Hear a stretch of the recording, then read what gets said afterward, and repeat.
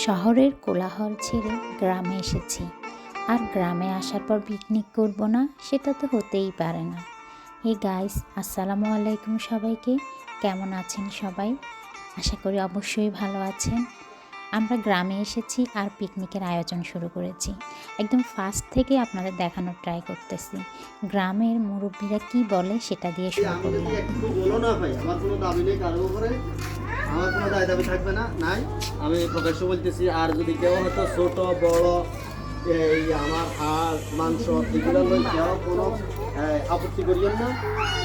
এগুলি কিসমত যার যতটুকু আছে, কিসমতের অধিক কেউ খাইতে পারে না। এটা লইয়া করলে এটা একটা ছোট লোকের মনোভাব হয়, একটা ছোট লোকের চিন্তা ভাবনা। এটা কিন্তু আমরা আসলে ছোট লোক এনে কেউ না, অত গরিব ধনী আর কি, ছোট লোক সবার এক কথা শেষ যে একটা মুরগির 8 পিস করলে 8টা পিস 8 রকম, তাহলে ব্যাকের উপর এক রকম দাম দেওয়া যাবে না। তো এইটা চিন্তা রাখলে হইছে, যার ভাগ্যে যেটা আল্লাহ লিখে রাখছে এটা আছে। কিন্তু সবাই আমরা সবাই এক জায়গার, এক বংশের, এক কিন্তু এখানে কোনো প্রতিবাদ বা কোনো রকম এই হিংসাত্মক কোনো কথাবার্তা, হিংসাত্মক মনোভাব না নিয়ে একসাথে বসে সুন্দর করে আমরা ইয়ে করলে এটা আমার মনে সুন্দর হয়। তো মুরব্বীরা সবাই ডিসাইড করলো যে পিকনিক করবে। তারপর সবার থেকে টাকা তুললাম। টাকা তোলার পর আমাদের বাজারও চলে এসেছে। যেহেতু আমরা গ্রামে পিকনিক করতেছি, তাই গ্রামের সবাই মিলে আমরা কাজ করেছি। আর পিকনিক মানেই তো সবাই মিলে কাজ করা, যে যেভাবে পারবে সেভাবে কাজ করবে।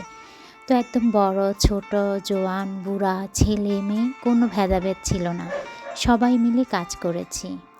আর এই কাজটা করতে না অনেক মজাই লেগেছে।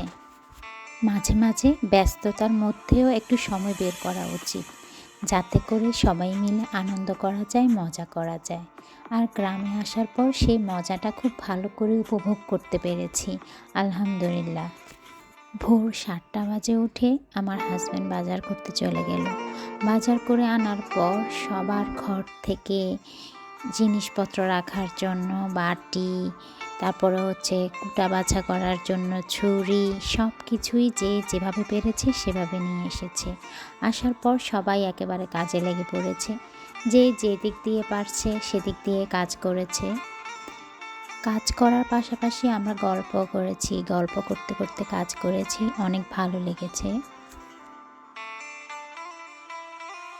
চুলাটা রেডি করে ফার্স্টে ডিমগুলো সিদ্ধ বসিয়ে দিয়েছিল, আর ডিমগুলো এখন সিদ্ধ হয়ে গেছে। আর আমরা সবাই মিলে সেই ডিমগুলোকে ছিলতে শুরু করে দিলাম। তারপরে এখন সেই ডিমের কোরমা করবে। ও একটা কথা তো বলতে ভুলেই গেলাম, আমাদের রেসিপিগুলো কি কি সেটাই বলিনি। আমাদের পিকনিকের রেসিপি হচ্ছে মুগ ডাল দিয়ে মুরগির হাড্ডি কুটি রান্না হবে, চিকেন রোস্ট হবে, ডিমের কোরমা হবে, সাথে পোলাও আর সালাদ থাকবে, আর স্প্রাইটও থাকবে কিন্তু। তো একে একে করে সবগুলো রান্নাই করা হচ্ছে, আর রান্না করতেও সবাই হেল্প করেছে। কেউ তেল দিচ্ছে, কেউ পেঁয়াজ দিচ্ছে, কেউ লাড়ালাড়ি করতেছে, আবার একদিক দিয়ে কেউ লাড়কি দিচ্ছে।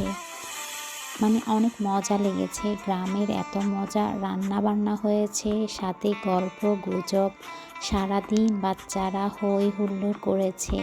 বাচ্চারা অনেক বেশি এক্সাইটেড ছিল, কারণ হচ্ছে আমরা পিকনিকের পাশাপাশি খেলার আয়োজনও রেখেছিলাম। তো তারা শুধু বলতেছিল যে কখন থেকে তাদের খেলার অনুষ্ঠান শুরু হবে। তো আমরা তাদেরকে বললাম যে আগে হচ্ছে খাওয়া দাওয়ার আয়োজন শেষ করে তারপরে খেলার আয়োজন শুরু করব। আর গ্রামের বাড়িতে এসেছি যেহেতু ডিসেম্বর মাস ছিল, বাচ্চাদের পড়ালেখা ছিল না, সবাই একদম দিন রাত 24 ঘন্টা মাঠে খেলাধুলা করেছে। অনেক ভালো লেগেছে বাচ্চাদের কাছেও। আর আমাদের মুরব্বীরা যারা ছিলাম আমরা সবাইও অনেক মজা করেছি। পিকনিকের পাশাপাশি আমরা জোয়ান বুড়ো সবার জন্যই খেলার আয়োজন রেখেছিলাম। এই যে এখন আমাদের রোস্টের মশলা কষানো হয়ে গিয়েছে, আর রোস্টের জন্য যে মুরগিগুলো ভেজে রাখা হয়েছিল সেগুলো কিন্তু দিয়ে দিয়েছে। আর এদিক দিয়ে আমি ওই যে পোলাওর জন্য একটু দুধ রেডি করতেছিলাম, যেহেতু পোলাওতে লাস্টে একটু দুধ দিলে মজা লাগে। তো তার জন্য আমি এদিক দিয়ে দুধগুলো রেডি করে নিচ্ছি। এই যে দুধ দেওয়া হয়ে গিয়েছে, এখন পোলাও নেড়ে চেড়ে নিচ্ছে। এরপরে সালাদের জন্য ক্ষীরা, টমেটো, পেঁয়াজ, গাজর এগুলো সবাই মিলে বসে কুচি করে নিচ্ছে। তারপরে আমাদের বাড়ির উঠোনে সুন্দর করে চেয়ার টেবিলগুলো সাজিয়ে রাখা হয়েছে, যেহেতু পিকনিক সবাই মিলে বাড়ির উঠোনে বসে খাবে। এরপরে একে একে সবাই আসছে আর সবার জন্য প্লেটও রেডি করা হচ্ছে। সবাই খাবার নিয়ে টেবিলে বসে খেতে বসেছে। আর আমরা বাড়িতে যেহেতু সবাই ছিলাম, তো আমরা ডিসাইড করলাম যে সবাই শাড়ি পরবো, মানে মেয়েরা আর কি। তো আমরা সেই মতো শাড়ি পরেছি, যারা যারা আমাদের কাছে শাড়ি ছিল আমরা শাড়ি পরে খেতে বসেছি।